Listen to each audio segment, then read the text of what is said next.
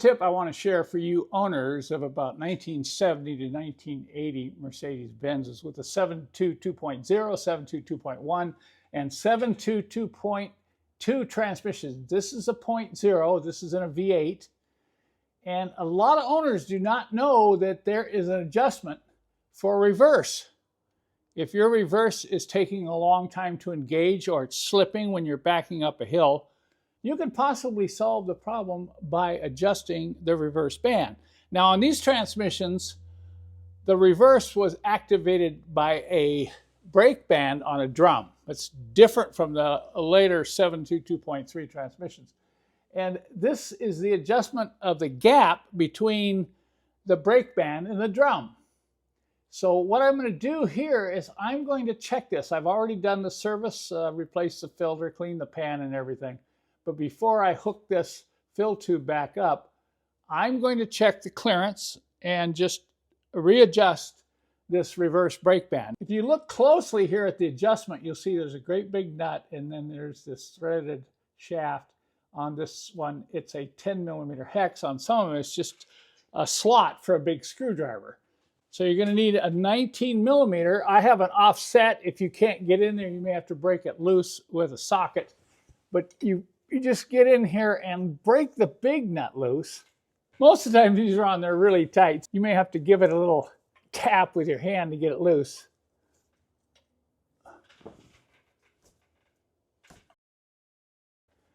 So once it's loose, go ahead and back it out about half a turn or even a full turn. Now on this one, I'm going to get on it with a 10mm and I'm going to hold the 19mm and then I'm going to turn the 10 in. If you have a slot, you're going to have to get an offset screwdriver. Let's see how much this turns. Okay, there's a quarter of a turn. We're turning it in until it stops, not excessive torque. Okay, there's 2 short turns. I'm trying to stay out of the way of the camera. So I'm sorry if the hand gets in there. I'll look a little awkward and keep out of the way here so you can see this. But you do have to hold the big nut while you're turning this in. Wow, look at that. I've got quite a few turns. And I did notice there was a delay in reverse here.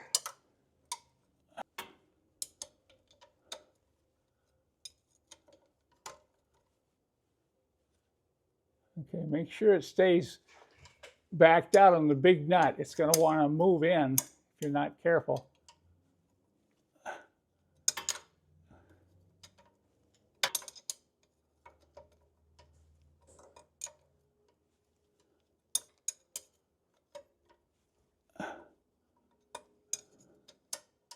And you're going to turn this in until it just starts to get tight.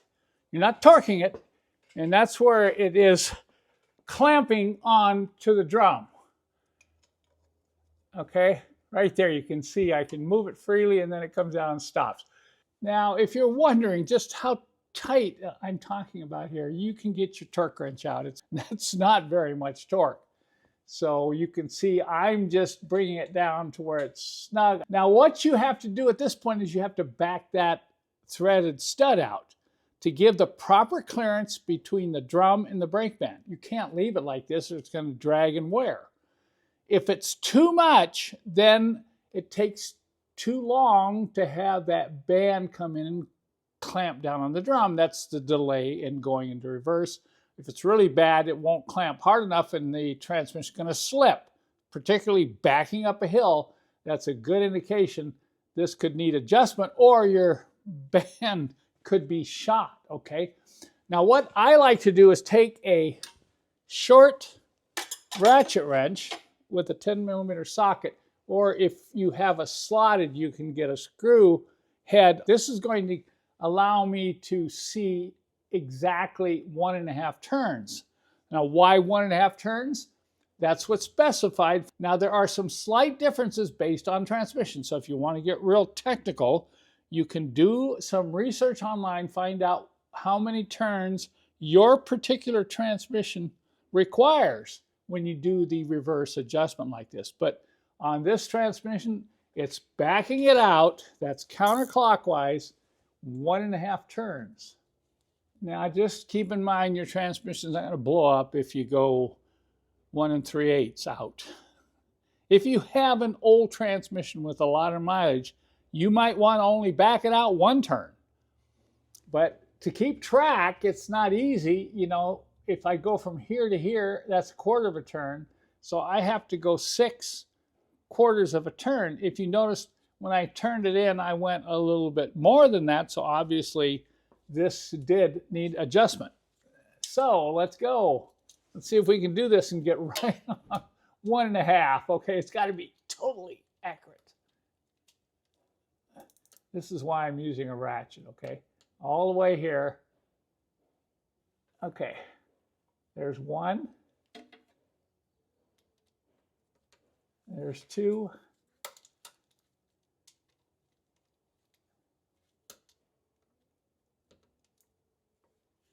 3, 4. So there's a full turn. Now we'll do 2 more. Maybe I'll just do 1.5 more.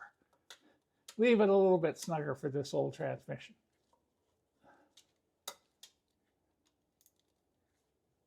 Okay, there you go. Now you can take the nut. If it's loose, you can turn it in by hand. You want to make sure when you do move the big nut and torque it down that you're not allowing that threaded stud to turn. So I'm going to hold it with my 10mm box while I tighten this down. Okay, I'm just looking right now, making sure that doesn't turn. Okay, now I'm going to torque it. What about torque here? Well, it's pretty hard to get a torque wrench on in this situation. If you try a torque wrench, you're going to hide that adjusting stud that can turn. So just tighten this about as much as you can by hand with a wrench that's about 12 inches long. Okay. Now I can watch that nut, give it a little extra. Okay. Make sure this is tight. If you don't get it tight and it starts to back out, your transmission will start slipping in reverse. That's probably a good indication you need to get back down there and check this, because I have seen these back out in the past. We have completed a reverse band adjustment on this early transmission. Unfortunately, that is not available. The 722.3 or 722.4 transmissions, there's no reverse adjustment externally on those transmissions.